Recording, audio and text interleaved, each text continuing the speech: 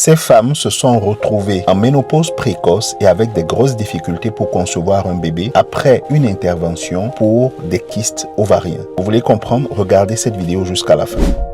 Bonjour, Dr Zaïd Olatundi, gynécologue spécialisé en traitement de l'infertilité. Ces femmes ont eu des gros problèmes de fertilité et de ménopause précoce après ces interventions pour kystes. Pourquoi? Vous devez comprendre deux choses. La première, c'est que chaque bébé fille qui naît a dans ses ovaires le stock nécessaire pour toute sa vie en termes d'ovules. Mais ce stock varie d'une femme à l'autre. Certaines ont des stocks importants et vont avoir des ménopauses tardives au-delà de 50 ans. D'autres vont avoir des stocks plus réduits et vont finalement avoir une ménopause vers 42-43 ans. Qu'est-ce qu'un kyste de l'ovaire? Il s'agit d'un sac, le plus souvent liquidien, qui va apparaître à l'intérieur du tissu de l'ovaire. Je tiens à préciser que la réserve en ovules de la femme se trouve dans le tissu de l'ovaire. Il y a deux types de kystes, des kystes organiques et des kystes fonctionnels. Le kyste fonctionnel est un kyste qui ne pose pas de problème et qui va disparaître sans traitement au bout de 2-3 mois. Le kyste organique est un kyste maladie qui va nécessiter une intervention chirurgicale parce que de toute façon, certains kystes organiques deviendront un cancer des ovaires et on ne sait pas lesquels. Donc, il faut bel et bien opérer des kystes organiques. Le problème, c'est qu'en enlevant un kyste, on va partir avec une partie du tissu de l'ovaire environnant qui contient de la réserve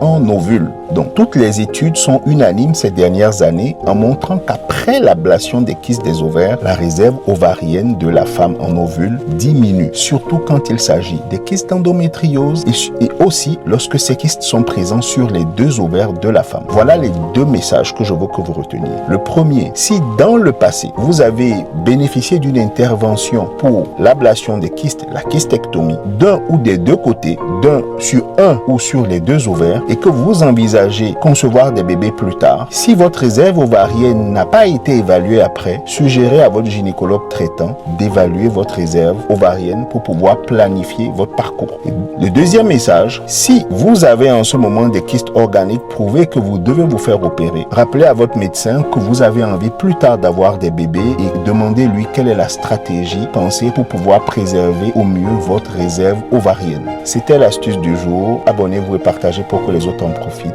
À très bientôt.